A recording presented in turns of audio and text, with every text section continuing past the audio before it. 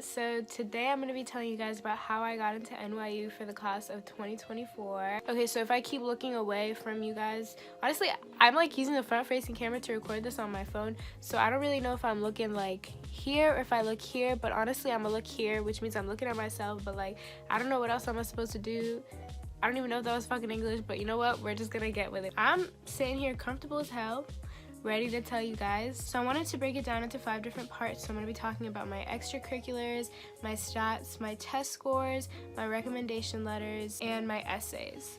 So before I tell you guys all the details of all of that, I always have to tell you which program I was accepted into. I applied as a bio major, so I was going to go into CAS, but fortunately I was selected for this other program, which is the Liberal Core Studies program, where you go abroad for about a year. And according to the website, it's for people who they believe would flourish abroad. And honestly, I was so glad that I was accepted into this program, because I had already known that like once I got into college I would want to go abroad for sure. So I was just like flattered, and I was like, damn, like I did that. I was happy as hell.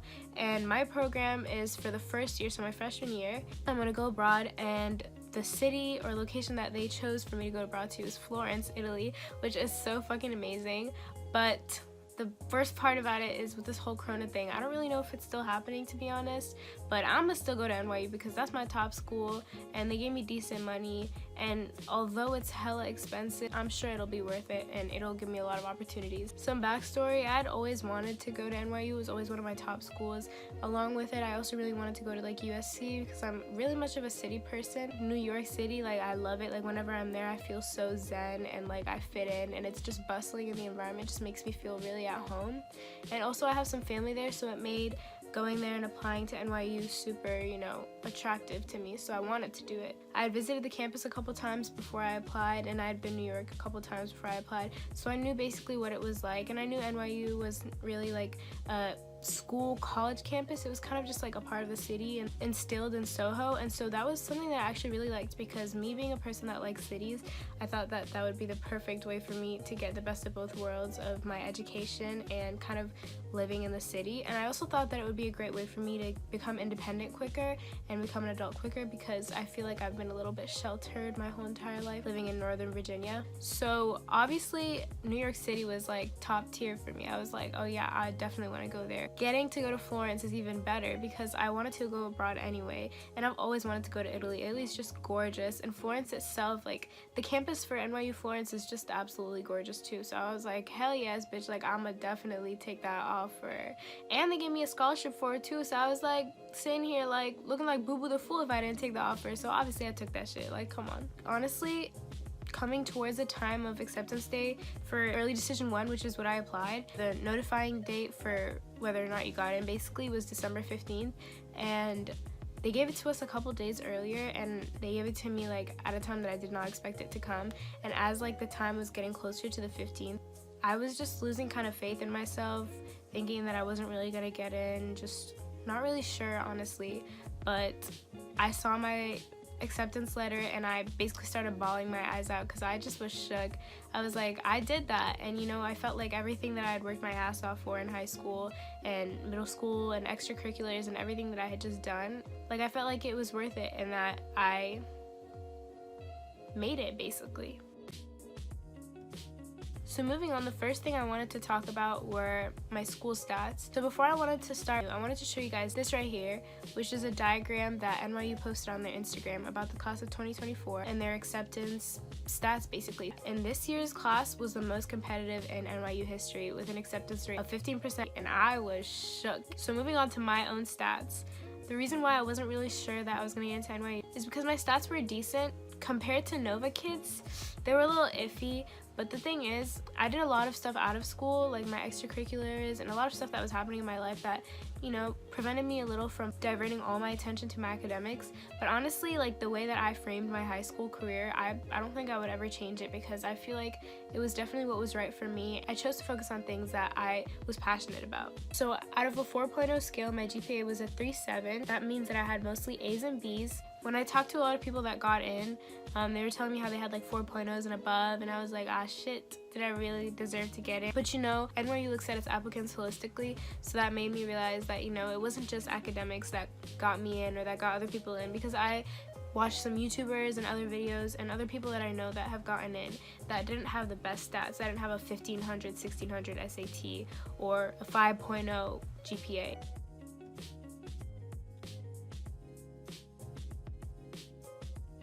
I felt a little humbled and accepted at the same time, so I was like, okay, maybe that's not 100% what got me in, but holistically when they viewed me, they were like, okay, she's someone that we want to select to be a part of our class.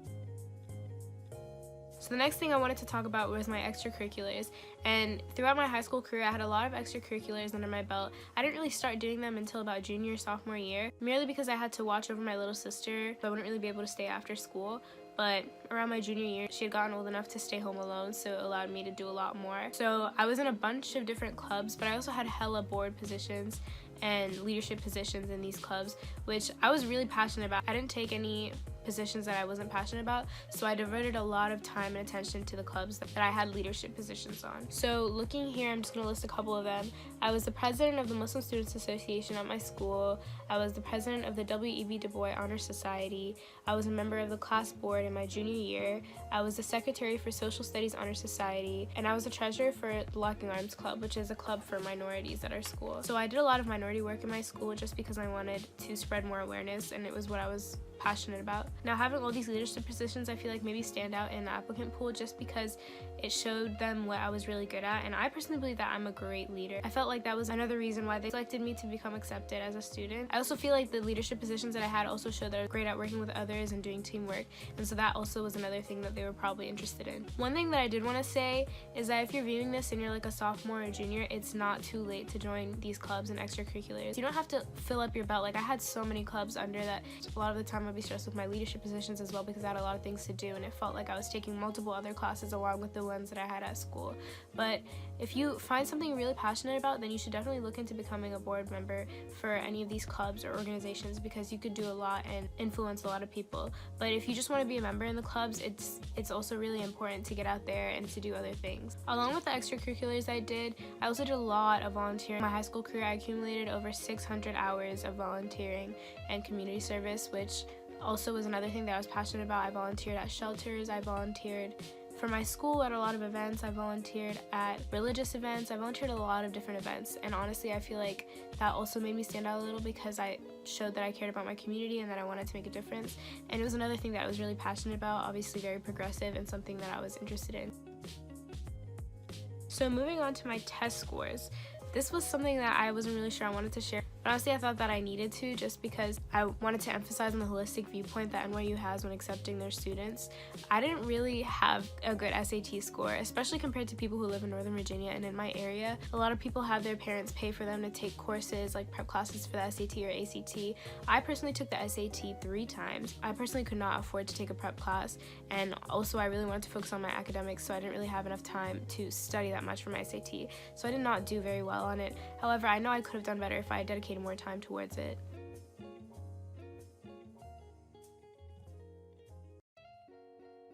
My super scored SAT score was an 1180, which is way below the 1500 average for the class of 2024 of NYU.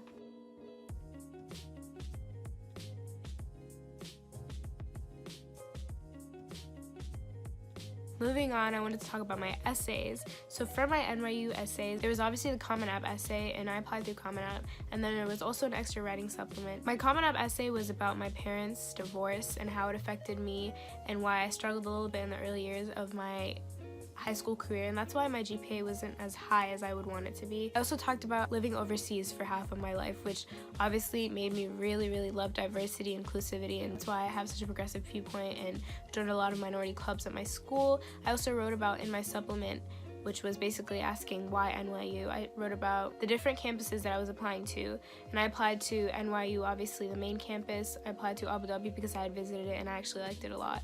And I also applied to the Shanghai campus just because I wanted to see if I would get in, honestly. And I talked about how I really like diversity and how I really wanted to be a student at NYU because of how diverse it was. And honestly, when looking at a lot of schools that I applied to, it was one of the most diverse ones, so that's another thing that really attracted me to the school. I worked on my essays for months.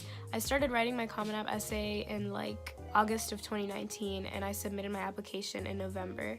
And so I worked on it for months, and I had a lot of people read over it and review it. And I did the same with my Why NYU supplement. I had siblings, family, teachers review it just to make sure that I was concise, but I was also passionate, and I talked about things personally and that they didn't sound, sugar-coated, or they didn't sound generic. And it was truly what mattered to me and why I wanted to go to NYU. So if there's one tip that I have for anyone who's working on their college applications right now and their essays, is to get other people to read it, because you never know how other people can perceive your essays. Because I changed a lot in my essays. I kept them personalized. I talked about my family and my parents, but I also changed a lot because I wasn't very concise. And it's also very hard sometimes to write an essay with the word count. But another tip that I have is to not worry about the word count. Just keep writing your essay, because it's so much easier to cut down on a full essay than it is to write an essay while keeping the word count in your head and therefore cutting some stuff out. So make sure you always talk about everything you want. It could be like a 5 billion page essay, but you can always cut that shit down and make it fit into the word count. Next, I wanted to talk about my recommendation letters. So I got 2 recommendation letters from teachers and 1 recommendation letter from my counselor. So the first one I wanted to talk about was from my counselor. Honestly, I had a new counselor in my senior year. It really sucked. It was one thing that really pissed me off and scared me about the application process. I don't know why my school decided to do this, but it was honestly dumb as hell. Like, I got a new counselor my senior year. I had spent my whole entire high school career getting to know my previous counselor, and all of a sudden they gave me a new one. I was like, bro, are you kidding me? Like, the fuck am I supposed to do with this lady that doesn't even know me, and she's gonna be basically helping colleges choose if they should take me or not. When it came to the teacher recommendations I had 2 recommendations. One of them was from my APUSH teacher from junior year, and my choir teacher that I had from sophomore year all the way up to my senior year. So my APUSH teacher, Dr. Campbell, if you're watching this, I love you. I actually struggled a little bit in his class. I ended the class with a C, but the way that he taught his class honestly taught me so many new learning habits that I used in my classes all throughout senior year, because I took APUSH in my junior year, and it was also one of the hardest years, so it was really hard for me to divert as much attention to that class with all the extracurriculars I was doing and the other hard AP classes that I was taking. But I still spent the most time probably out of all my classes studying for APUSH. So like I said, I ended the class with a C, but when I came to take the AP exam, I got a 4. So I did really well on it, and I was really glad, and I thought that it just taught me a lot about my teacher. Also, one thing to me that I was a little iffy about choosing my APUSH teacher for writing my recommendation, because we really had very different political viewpoints and we clashed a lot on them. We discussed them a lot, especially during class. We would get into a little bit of heated arguments, but I loved him a lot. He was a great teacher. He taught me a lot, and although we didn't agree on some things, he was very civil about it. He was very mature about it. He taught me how to get into political discussions without turning it into an argument or letting emotions get into it. And throughout all these discussions and arguments that we had in the class throughout the year, I felt like he really got to know me as a person and my viewpoints and what I was passionate about, and so I thought that he would be one of the perfect teachers to write my recommendation. My choir teacher, on the other hand, I had known her for 3 years straight. She taught me choir from sophomore year through senior year, and honestly, I looked up to her. She was like my second mom. I thought she was the teacher that knew me the most. I dealt with a lot throughout my high school career, and she helped me in ways I don't really think she even knows.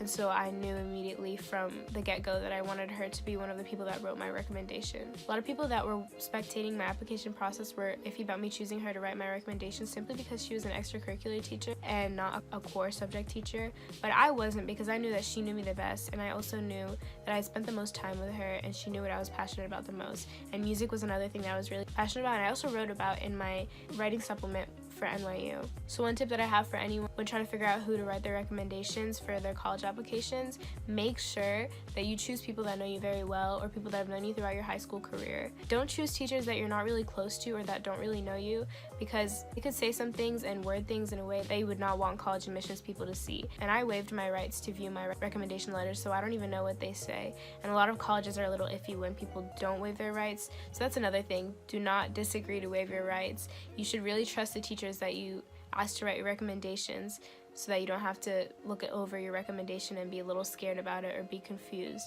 It just shows colleges that you're unsure about yourself and about your capabilities, and that will make them less inclined to accept you.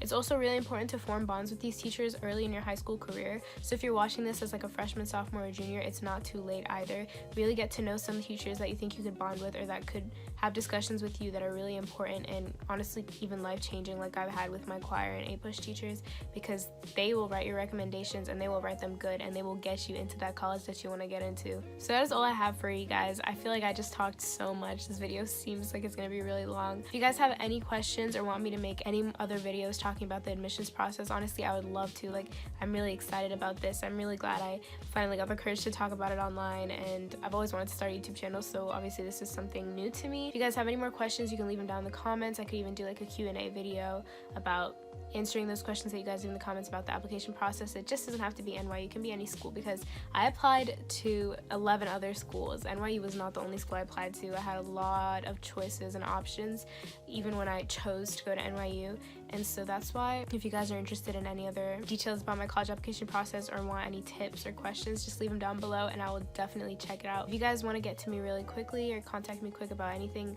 regarding the college application process, or really just anything, like if you need anyone to talk to, I'm so here for you. You guys can DM me on Instagram at SAFA. I check Instagram frequently, so I'll probably get to you quickest on there. So thank you guys again so much for watching. I really hope you enjoyed this video, and I hope you guys have a great day or night or whenever you guys are watching this. Bye!